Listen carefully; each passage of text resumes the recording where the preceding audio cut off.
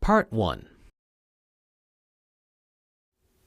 In this video, you will repeat the anatomy of the human body on the example of one of the most prominent sculptures of all time, the Michelangelo's David. I'm in the Galleria dell'Accademia in Florence, Italy. This is the original marble sculpture of David. It was carved more than 500 years ago by one of the most prominent Renaissance artists, Michelangelo Buonarroti.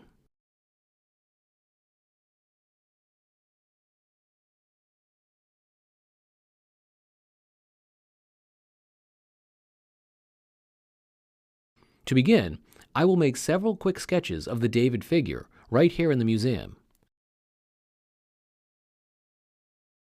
Arguably, David is the most famous sculpture in the world.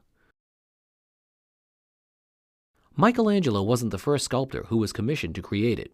This huge piece of marble was carved by two sculptors before him. Both of them failed to complete the job.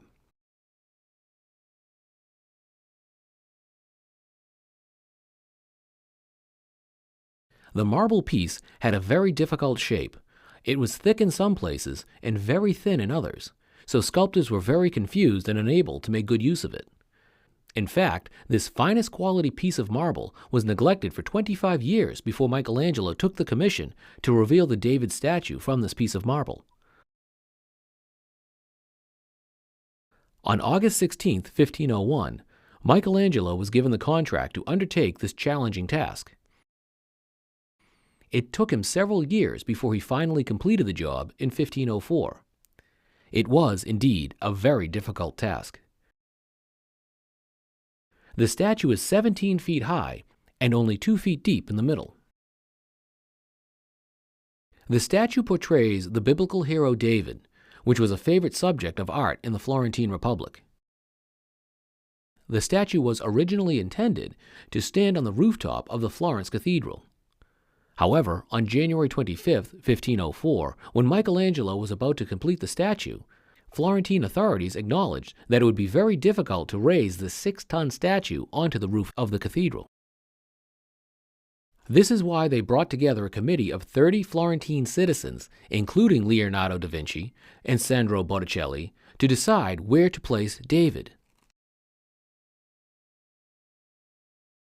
In June 1504, David was placed next to the entrance to the Palazzo Vecchio, Florentine's town hall.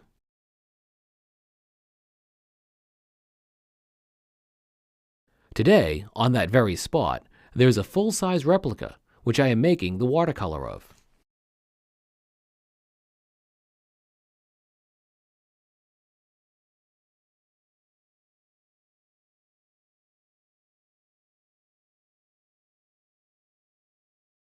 Contrapposto.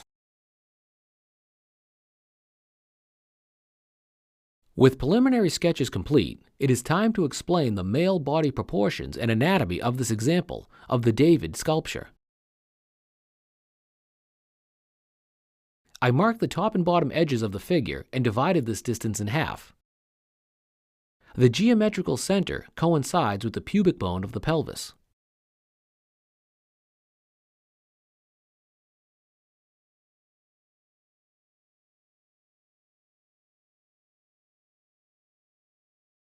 I divided the top and bottom halves into 2 equal parts.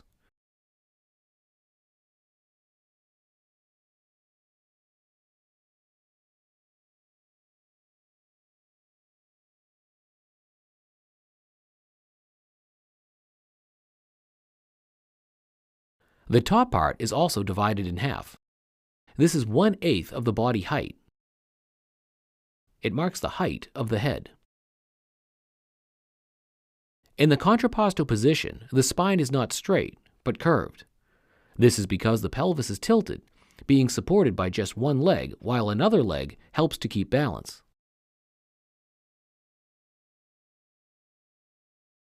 In the contrapposto, the axis of the pelvis and the axis of the shoulders are diverging,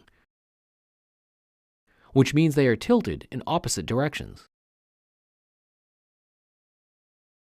The oval, at the top, represents the first pair of ribs. It is as wide at the neck as its base. The line, which connects the pit of the neck and the base of the skull, represents here the neck muscle, which originates from the top of the breastbone and inserts into the skull behind the ear. Another portion of this muscle also inserts into the base of the skull, but originates from the collarbone. The length of this muscle is easy to check on the model, and here it serves as the measuring mark for the bottom edge of the ear. The height of the ear is equal to the length of the nose.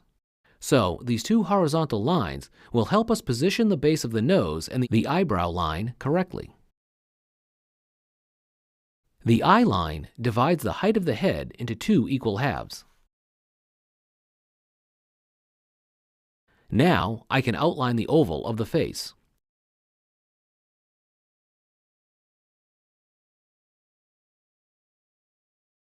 The bottom edge of the ribcage follows the same tilt as the axis of the shoulders.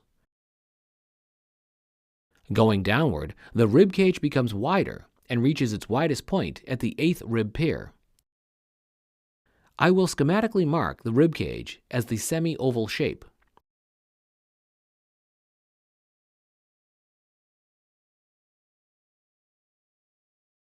Two vertical lines on the frontal part of the ribcage are marking the borders between ribs and their costal cartilages. The middle line in front of the ribcage identifies the breastbone position. The pelvis shape resembles a basin. The width of the pelvis is slightly bigger than the ribcage. I will schematically indicate the pelvis shape without going into much detail.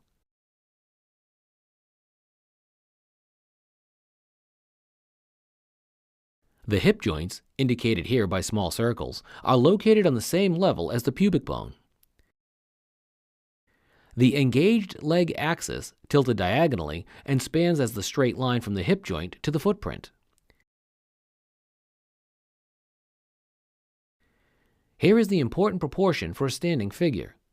The distance from the toes to the top edge of the kneecap is the same as from the kneecap to the top edge of the pelvis. This is the same distance as from the pubic bone to the top edge of the breastbone. Next time you draw a standing figure, remember this proportion. It will help you to establish correct ratio of the upper and lower body. The shaft of the thigh bone is tilted even more than the axis of the engaged leg. This is because this bone has the neck between the shaft and the head, which is part of the hip joint. Another leg is bent at the knee. The elbow is located on the same level as the bottom edge of the ribcage.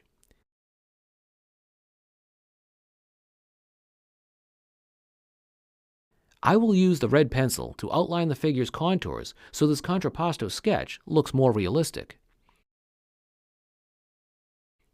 It is a good practice to outline the top edge of the shoulders in one continuous line, which will ensure their natural position.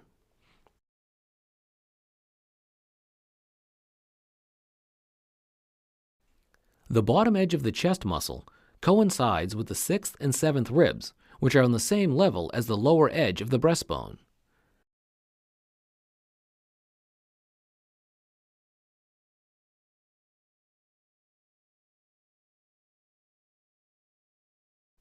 The flank pads of the external oblique muscle are located below the ribcage and above the pelvis on both sides of the torso.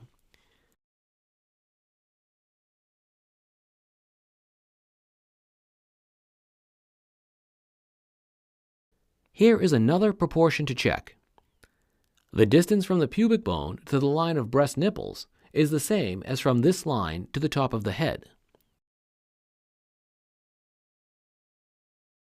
In the middle of the collarbone, there is a triangular gap between the deltoid and the chest muscles. This gap is located right above the nipple.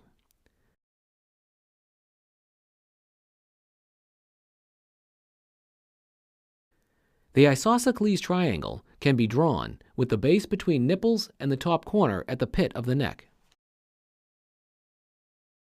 Two legs of this triangle are equal in size.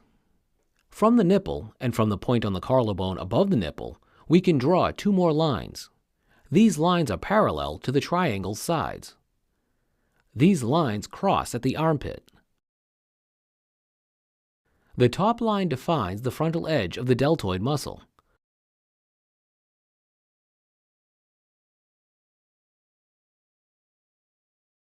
It is helpful to mark an oval at the knee joint to indicate its width. The outer outline of the thigh goes downward to the knee joint.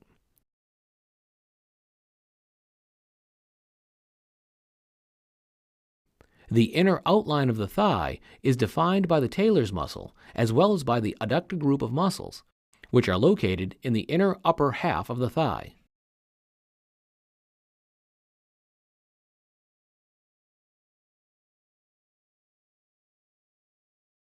The calf muscles define the width of the lower leg.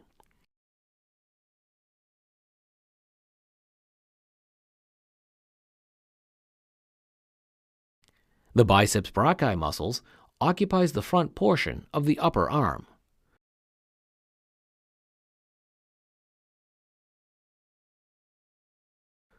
The lower arm is in the pronation position, which means the extensor muscles, which originate on the outer lower edge of the upper arm, are rotated together with the radius around the elbow bone. The David's right hand is oversized. The sculptor did it on purpose, as this statue is meant to be located high above on the cathedral roof. The bent arm gives us a good view on the triangular shape of the elbow. This shape is defined by two bony projections at the lower edge of the upper arm bone and the top edge of the elbow bone.